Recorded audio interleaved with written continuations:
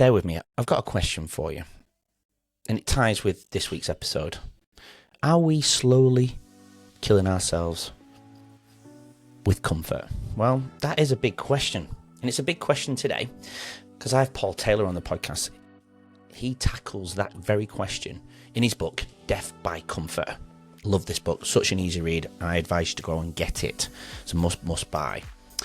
I want to read it again. The answer isn't no what you think it is. I think we live in a world, and I see it every single day, but even just going to the theme park where I was today, we live in a world where convenience is definitely king. We've engineered struggle out of our lives. But in doing so, have we also stripped away our resilience, our ability to handle stress, and even our happiness? But my guest today, Paul Taylor, doesn't just talk about resilience. He's lived it. A former British Royal Navy aircraft officer and former, I can never pronounce this, adjunct professor, which basically means he doesn't work there full time. He has a period of time, right?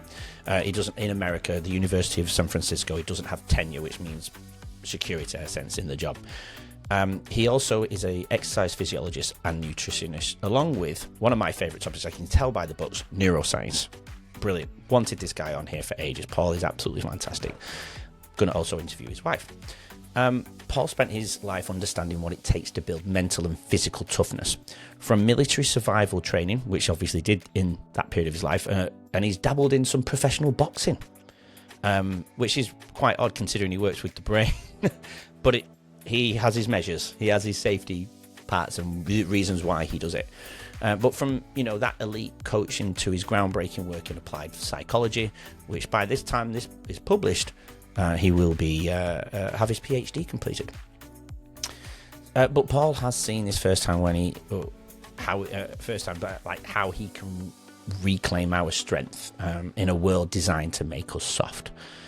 Today, in this episode, and this week, it's a 4-part here on YouTube with Leading Our Own Way. We dive into his incredible journey from the armed forces to corporate leadership, his keynote speaking, and explore how stress, nutrition, and movement really shapes our mental and physical resilience.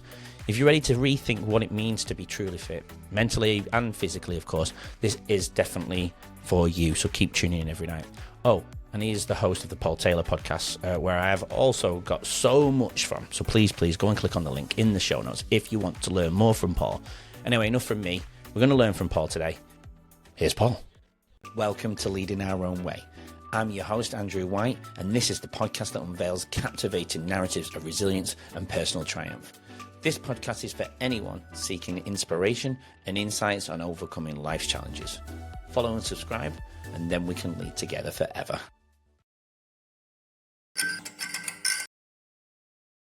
Paul Taylor, thank you for joining me on Leading Our Own Way. How are you this morning, brother? I am very good. Top of the morning to you. Yes, top of the morning. I've never said that before, top of the morning. There you go. Thanks for joining me on Leading Our Own Way. Thanks for joining on my journey. I've been so excited about having you on the show. As everybody knows, I ramble on about the brain, and I've got the best man to join me on the show, so thank you. Pleasure to be here. So I normally start the show by asking my guests how they lead their own way. If you could put it into an inspirational way, how would you say you lead your own way? Oh, I don't know about inspirational, but it's basically I try to live a life that is aligned with my values. I think really that's the key thing for me is, and it kind of comes from the old Stoic philosophers about being good and doing good and living to your values in any given moment, and the whole idea of arete or character. So that's the way that I try to do it. It doesn't always work out like that, but that is the plan that is mostly followed. Yes, love that. Okay, so what are some of your values then? Yeah, look, for me, probably the biggest one, particularly when it comes to impacting upon myself, is authenticity. So as a corporate speaker who talks about health, performance, longevity, that authenticity, being authentic, becomes a very good guiding light for me in my own behaviors, right? So I can't really come on podcasts like this or go and talk in front of people if I'm not exercising, if I'm not eating good food, if I'm not minimizing alcohol, maximizing my sleep hygiene, all of those things. So it's about being authentic, right? Rather than do as I say, not as I do. Yeah, absolutely. And I find myself doing the same thing because I talk about this stuff all the time, and the guests have been through some very difficult times, and they found by doing a lot of these things, they're attacking the root causes of whether it's, preventative or responsive to the trauma they've been through, but obviously not wanting to do it again. And again, the aim of the podcast is to help one person, give them tips and take pieces of gems like from the show and implement into their life. So it change the trajectory of their life in some shape or form. I was going to say, so the other couple of ones that are kind of guides for me.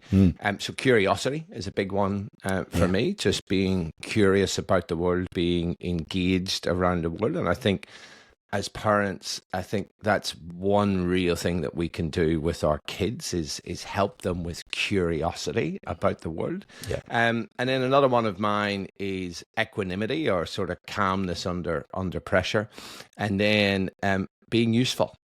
So one of my things is about being useful, and whether I'm doing a talk or on a podcast, I think to myself, well, how can I be useful for the audience in front of me or whoever I'm talking to? Yeah, absolutely. We'll go back to your second one of curiosity. Do you continue to learn? I see many books behind you. I know you're studying at the moment. Do you continue to learn? And if so, what are some of those things that you're doing at the moment? Always, mate. Always. I'm reading probably research papers every single day. I'm hopefully about a week out from submitting my PhD. So congratulations. My journey's been one of constant learning, with a degree, a couple of masters, a postgrad, and now a PhD, and I don't really think this will be the last. So there's just, particularly in the area that I'm in with the human body and the human brain, there's just so much shit to learn, right? That's the key thing, and I think as lots of people will tell you who are kind of quasi experts in a particular field. The more you know, the more you realize that we know very little. Yeah. Right? Which for me is really exciting, right? Because there's so much stuff to discover. Like my daughter's now just started university doing biomed, and she's already got into a master's in biological engineering. And I'm like, there's so much to discover in that space. Like, it's so exciting. And she's fascinated with biology. And that's when I'm like, hey, go and follow your passion. Do something that you're interested in, that you're curious about, because that will keep you engaged the whole time. Yeah. Yeah, I've stopped asking children at schools, what job do you want when you're older? I always say now, what's your dream? Because most of these jobs probably won't be invented by the time they get to that age where they're going to look for employment. With everything you've just said there, what's the biggest learning then that you've taken maybe in the last year or more recently?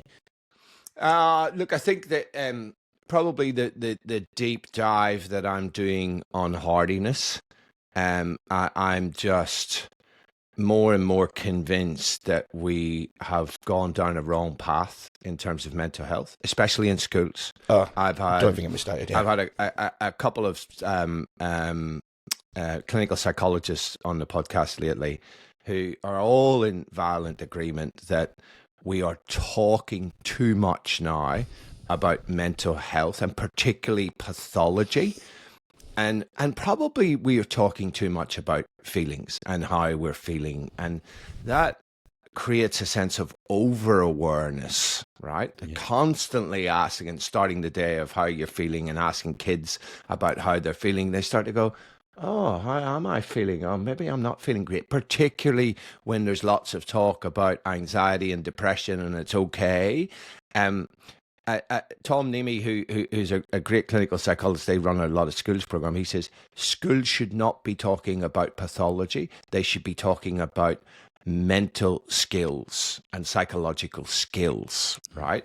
Yes, you can talk about feeling anxious or feeling worried, but what's the skill that you need to employ? And really, my deep dive into hardiness is I'm more and more convinced that we need to be educating people, particularly around hardiness, which is kind of, for me, resilience 2.0. They summarize resilience. Most people will be familiar with this term as the ability to bounce back. Hardiness has been called the courage to grow from stress. Yes. And hey, isn't it much better to grow from stress than just to bounce back to where you were? Yeah, I mean, I completely agree. I've been saying that we've got to stop talking about. I don't know if I'm wrong on this, but I keep, with everything that I've listened with you, and I listen to Dr. Daniel Amen sometimes, and he's recently been talking about struggling, and we've got to allow children to struggle with safety. And I've been saying it for years, but I feel like I'm the crazy one because of what you just said. Everyone else is talking about the zones of regulation, their emotions in class, and the red zone, the blue zone, and so on and so on, if you know what the zones of regulation is. No, but I can work it out from what you just said. Yeah, so they put the undesired emotions, and they would call negative or bad emotions, where I think they're all obviously just as equal as the rest. And they put no emotion's a bad emotion. Exactly, that's my point. Yeah, and they put the red. I don't know if they mean it like this, but for me, that's how I take it. So if I do, maybe kids do too. But they put like anger, for example, in the red zone. And I actually articulate it to the children. I said it the other day because I've changed my life. I'm a CRT, casual relief teacher, to do this because I don't agree with the system. I left because of my own toxic work environments and so on. But they keep putting anger into the red zone. And for me, you're implying anger is dangerous. And I've been saying to the children, well, anger is not dangerous. You will be angry at 50. You will be angry at 70. You will be angry maybe tomorrow. It doesn't matter the age, the maturity that you could make me angry right now, but it's about how we choose to respond to anger. Absolutely, 100%. Yeah, all about how we choose to respond. How we choose, and I know that's really hard when that stimulus is right next to the response, and you've got to give space, put space in between those two sections. But you could make me angry right now, but is it okay for me to come and hit you? No, and it's the same for everybody else, and because red is implied as dangerous, isn't it? Red is bad. Stop. Yeah. There's all sorts of negativity with with red, and green is good, right? Well, and again, then green zone. I would imagine that happiness is in green, and then the casual inference there is that, oh, that's something that we should be desiring, and that's where we should be, and that's the desirable thing, and I want to be happy. And then when people are asking you, happy, I don't know, maybe I'm not happy, and maybe I'm feeling anxious, maybe I'm feeling sad, and that's not good. Yeah. Like, you can't be happy all the time. It's just, it's an emotion. It's just like clouds. They're all like clouds that pass, or leaves on a stream that pass. Yeah. And I think we've gone too far. Well-intentioned. Yes. But ultimately probably doing more harm than good, just like the self-esteem movement that came out of in the 1980s, that the research came out of the States that showed that people who had higher self-esteem committed less crime and were better citizens. So they thought, what we need to do then for a better society is we need to improve people's self-esteem. So that's when, and it started in schools, this whole boosterism of telling people that they're great, that they're awesome, that they can be anything they want to be, that they're special. It's like there's a bell curve for a reason. I always say this. Not everybody can be an astrophysicist or an astronaut or a surgeon. I think that the right message that we got to give people is you can be the best that you can be if you work hard. That's really what the message should be. And find something. You're awesome and you're special and all of this stuff. Yeah, absolutely. And find something. I always say to the kids, look, if you want to be and this is not being disrespectful to gardeners, if you want to be a gardener, and you're happy, you go for it. I want to give you the tool set to help you get there. Do I know what it takes to be a gardener? No, because I'm not one. But I can give you the tool set to find your own purpose, or find you within you, and what touches your soul. If you want to be an astronaut, don't let anyone stop you. You aim high and you go and do it. That's really what makes you happy. For me, the state of happiness is a long term. I don't even put happiness into an emotion, really. I put it into the long term, because I'm in the state of long term happiness. I'm the happiest I've ever been. I'm on the lowest money I've ever been, but it's funny because I used to always want money. I wanted to climb the ranks to be a principal and so on. Don't want to do that anymore. I'm doing what I love, so I'm happy, right? But my kids make me frustrated sometimes. They might make me sad. They might make me angry. But my state of long-term happiness hasn't disappeared. I've just dipped for 5 minutes. And because I've worked on myself so much, I can take myself off and get myself grounded or balanced again and get myself back to how I'm feeling, getting myself to a cellular level, what do you call it? Homeostasis level, within, because I go and work on myself. But yeah, we tend to, I don't know, what would you think around happiness then? Because that's my take on happiness. Yeah, so for me, it's not, and look, I'm being a bit pernickety here, but it's not a goal of mine. Yeah. A goal of mine is about contentedness. Yes. Right? I think that because happiness is that kind of positive emotional state that we cannot be in all the time. Well, end of part 1, but that was just the beginning. We're here for 4 parts, Monday to Thursday this week. We've unpacked Paul's incredible journey, but now it's time to take things a step further, because in part 2, please come back tomorrow, and it's in the playlist as well, if you're watching it months or years later, we're breaking down the science of resilience, how mental toughness is built, and why curiosity is the key to growth, and what Paul's PhD research is revealing about stress, fitness, and adaptability. In this first conversation, though, if it did make you rethink the role of struggle in your life, you won't want to miss part 2. Leave your comments, feedback, any questions for Paul. I'll get him, hopefully, to comment and answer any questions. But please come back for part 2. See you soon.